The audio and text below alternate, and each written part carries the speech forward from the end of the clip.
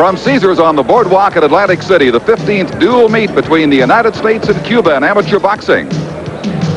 Today, we will spotlight light heavyweight Andrew Maynard trying to bounce back from a series of injuries against Cuban newcomer Orlando de Spagna. At 112 pounds, American Arthur Johnson has his hands full against the reigning world champion Pedro Reyes. And Michael Carbajal, the only winner for the U.S. and Cuba late last year, takes on a new opponent this time, Rogelio Marcelo. But so far today, the Cuban domination continues, 7 bouts to 1 over the United States. Hello again, everybody. I'm Don Chevrier, and welcome. If the Cubans stick to their boycott this year of the Seoul Olympics, this could be the only confrontation between the U.S. and Cuba in world amateur boxing competition. Of course, the Cubans dominate, except for the Olympic year. Somehow the Americans come through then. I want to welcome Alex Wallo, our analyst, back to us today. And Alex, I want to say this to you, that if the Cubans are number 1, are the Americans indeed the number 2 team? Don, I think the Cuban team is so deep that they could field a second team, a B team, that could really be considered the number 1 team in the world. The Cuban story in amateur boxing really is one of the remarkable stories in all of the world of sports. They have consistently, for the last 2 decades, fielded teams from their little island of 10 million people that have dominated such major sports powers as the United States and the Soviet Union. And the reason for that is not just the fact that they don't have professional boxing. We, of course, would love to have Mike Tyson fighting super heavyweight here today. But they are able to dominate the Soviet Union, which has hundreds of millions more in population, and no professional boxing either. The answer, I think, lies in the fact that Cuba has a tremendous boxing tradition. In the pre-Castro days, they had outstanding professionals like Kid Gavilan. And since the Castro days, they've had Teofilo Stevenson to inspire them. They have motivation because there's so few ways for a Cuban to rise up in the society that they've established down there. And they have a great knack for identifying athletes, potential boxers at a very early age, getting them outstanding coaching all the way up the ladder. And that, Don, has brought about teams that have tremendous desire, tremendous conditioning, and tremendous skills. Well, it would all help account for the fact that the scores in U.S.-Cuba meets look like Baltimore Orioles' early season scores. The Cubans dominate just so well, and again they have today. But a little man with big hopes carries the United States flag. Michael Carbajal, who won in Cuba, he will face Marcelo, the new Cuban. He was the only one to win in the dual meet back in Santa Clara in the month of December. He's a bit of a loner. Let's learn more about Michael Carbajal now. In a backyard under a warm Phoenix, Arizona blue sky is a makeshift training camp known as the Carbajal 9th Street Gym. It is an exclusive boxing club. Michael Carbajal is its only member. You won't find fancy high-tech gadgets here. Desire, sweat, and a love for the sport is all that's needed. His father and brother at his side, they help Michael realize his true potential. I get a lot of influence from my whole family. Mainly my brother and my father. They come back and work real hard. They work me out real hard. Manuel Carbajal keeps a close eye over his son's workouts at home. Once a boxer himself, Michael feels his father is a big influence in his boxing career. He didn't get as far as he would have liked to, and I would have liked to see him get. I never seen him fight before. I wish I would have. But right now, he is the biggest influence right now. And here is Michael Carbajal in the ring for yet another Cuban challenge. Alex, what do you make of his chances? Well, Michael Carbajal has been successful versus the Cubans and others because he puts relentless pressure on it. He doesn't let his opponent get set up. The Cuban style really needs to begin with the jab, and Michael puts on such tremendous pressure that the Cubans like Rogelio Marcelo have not been able to get set. Marcelo is unknown. In this country, he does have some international experience. He's won 3 international events last year in Europe. Well, he's determined to show that he can beat Carbajal where Juan Torres could not do so. He's the one that Carbajal beat back in December in Santa Clara, Cuba. Here are the rules of amateur boxing. The white portion of the glove is the area that counts. The referee has 3 commands. They are stop, box, and break, the international language. They use the 8 count, and the scoring is done on the 20-point must system. 3 ringside judges. The referee doesn't score. The judges today, 1 from Cuba, 1 from the U.S., and 1 from 3 neutral countries. Canada, along with the Dominican Republic, are involved in the role of neutrals here. And so the judging has not been that bad, although Americans were disappointed earlier with some results they thought might have gone their way. There's obviously a partisan crowd here in Atlantic City this afternoon. Carbajal is 21 years of age. Marcelo is 22.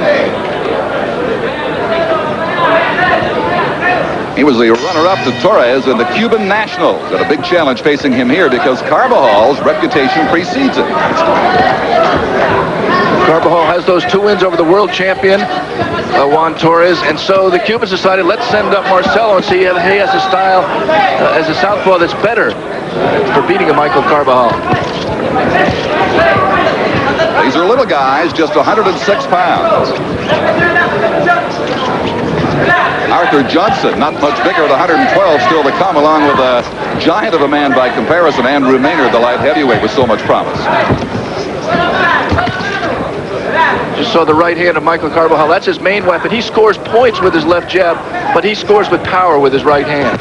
Look how tentative the Cuban is with his right hand, not very authoritative. Just as I said that, Michael put a nice, strong, powerful left jab on Marcelo.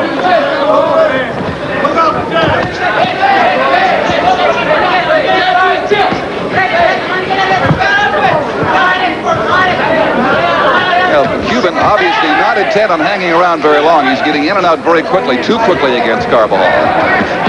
But he's made Michael a little bit tentative here. For Michael Carbajal to be successful, he must be first. He must be aggressive. He must get off first. And right now, that movement, maybe the southpaw style, is giving Carbajal a little bit of trouble. This Cuban team is stacked with southpaws, Alex. That shouldn't be as much of a problem for an amateur than it is for a pro. There's so many more southpaws than the amateurs. There you saw a classic Cuban jab, right jab in this case, in and out. And there again, Marcelo tried it. Well, the second half of brisk action, most of it the motoring by Carbajal in pursuit of Marcelo. A little bit of showboating there from Marcelo. That's inexperience. Alcides Segura in his corner, in the Cuban corner, as he has been for the last quarter century, will get rid of that. They don't like showboating on the Cuban team. The referee who does not score the fight is Asdrubal Araims from Cuba. Judges in this one from the United States, Cuba, and the Dominican Republic. Good left lead there by Marcelo. In and out, picking his spots.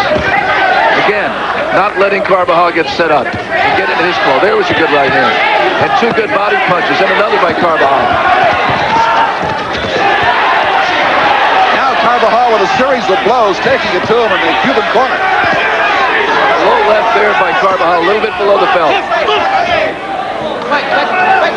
And a caution for holding from the Cuban referee. That's the first sustained attack that Carbajal has gotten off against Marcelo.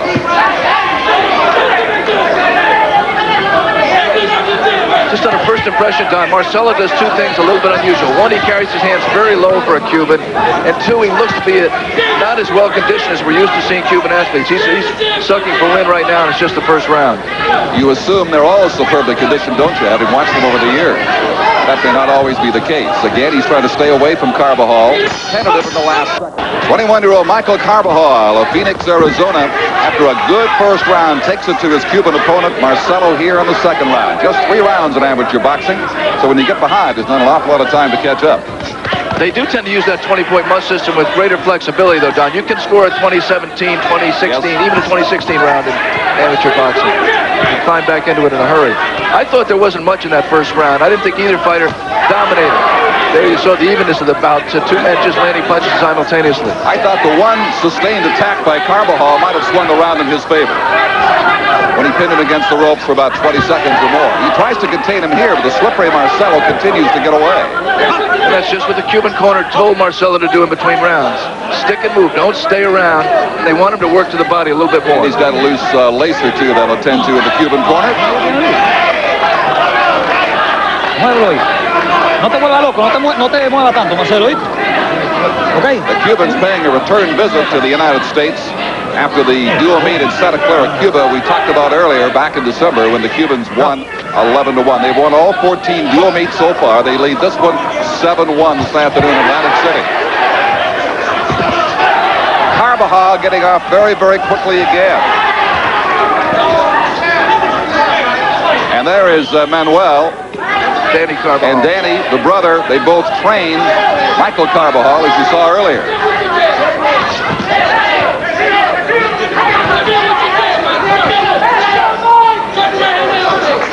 Michael's just waiting a little bit too long to let his hands go. Trying to be a little bit too perfect. He told us yesterday, Don, as you remember, that he was trying to put a little bit more boxing skill into his game plan. Didn't want to just be a winging aggressor. He may be thinking a little bit too much here. Halfway in round 2. And he's also chasing Marcelo. He's not cutting the ring off. He's letting Marcelo get him off balance. As we say, he only did contain him for a sustained attack once back in the first round, but he's been chasing him, as you say. Michael, a very unassuming young man, has no master plan. He just uses the old cliche, one fight at a time. That's his approach to it as he builds toward the Olympic Games. But he is in a lighter weight class where the host country, the Koreans in particular, are going to be very, very tough if he gets that far. Good right hand follow there by Michael Carbajal. If you can't be first, you better be last. He finished that exchange. You bet.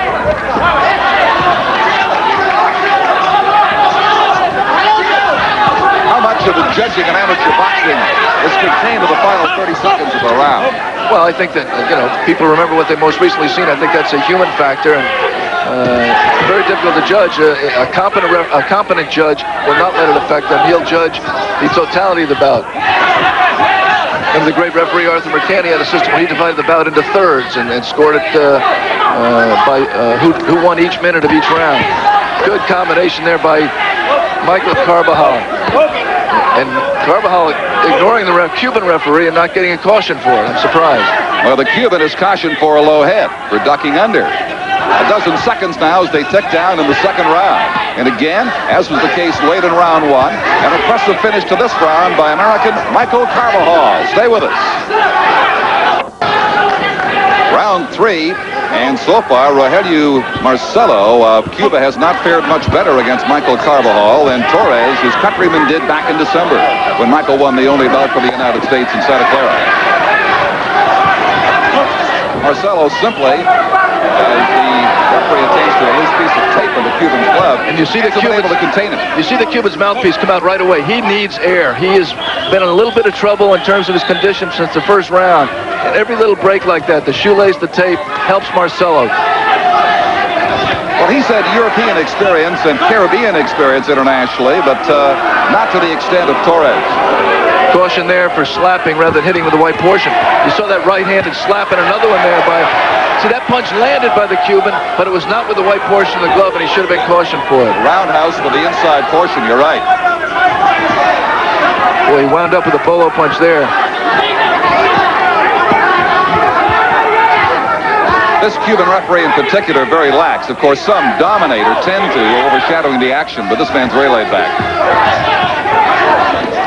Of course, the United States team has a secret weapon now. So much of a secret. Sugar Ray Leonard, special advisor to them, and he's been urging them on all day long. His advice there was punch him, Mike. Yeah. He hasn't become as good as a coach yet as he was as a fighter. But he's a great motivator. I mean, he can really get you cranked up. Yeah, the kids love to have him around. His biggest message to the United States team is develop spirit and show it as a team. To put on the kind of aggression we talked about at the top of the fight, Michael Carbajal must be in tremendous condition. It's halfway through the final round. And the Cuban seems to have a little bit the better of it right now in terms of conditioning. He's landing more punches. Well, that may sound strange for a 3-round bout, but it's so intense that you can run out of gas pretty easily even in the third round. It's the pace of amateur boxing that is so exhausting. They could never fight it. Good right-hand lead by Carbajal.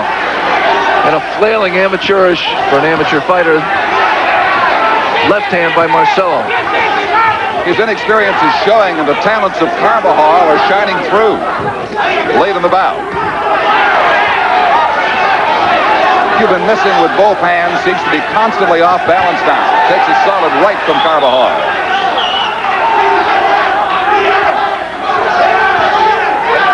Cuban continues to paw with the jab and then offer a soft right to follow it. So Carbajal may have the Americans well on their way to a second victory here at Atlantic City today. Less than 30 seconds to go in the final round. Anytime you see that much mouthpiece from a boxer, you know he's tired. He's short of air. Again, Marcelo spending too much time on the ropes, and Michael Carbajal making hay. And making it impressively. Just seconds to go and an obvious Carbajal victory.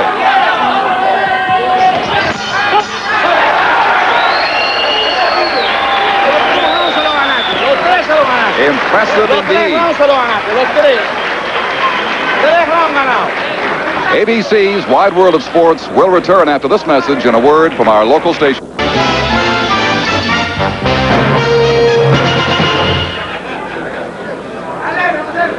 Did Michael Carbajal win that bout, as it looked very much to us he did? We're going to find out now from the decision here at ringside.